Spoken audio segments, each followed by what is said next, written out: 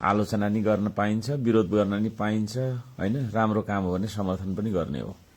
यो गर्दाखेरि अब धेरै मान्छेले चाहिँ के सोचेर छ भने अब यो रासपाको सरकारलाई चाहिँ विरोध गर्नु हुँदैन भन्ने धेरैले सोचेर छ।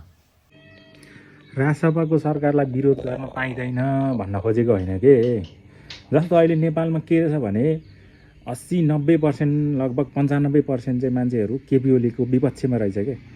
केपी ओलीको विपक्षमा रहेछ। तपाईँले चाहिँ रासपाको विरोध गरेको भन्दा पनि केपी ओलीको सपोर्ट बढी गरेको हो भन्ने चाहिँ मान्छेहरूको आम जनमानसमा पस्यो के। त्यही भएर हर्कदाई तपाईँले रासपाको विरोध गर्नलाई अलिकति 2-4 दिन भनौँ न सरकार गठन हुन पाएन, तपाईँले पहिल्यै विरोध गरिदिनु भयो। एउटा कारण भर्खरै सुरु भएको छ। 2-4 दिन हेर्नु न, 1 हप्ता, 10 दिन, 15 दिन अथवा 1 महिना हेर्नुहोस्। अनि नयाँ 2/3 लगभग 2/3 नजिकको बहुमतको सरकार छ। उनीहरूले त पेल्छ त। बहुमतको सरकार छ, लगभग 10-15 दिन बसेर चुप लागेर बसेर हेरिदिनु पर्दैन। 2-4 दिन बसेर हेरिदिनु भयो भए अनि त्यसपछि विरोध गर्न पाउँछ। तपाईँले भनेको जस्तै रासपालाई पनि विरोध गर्न पायो। नराम्रो काम गरे पनि खबरदारी गर्ने काम नै प्रतिपक्षको हो।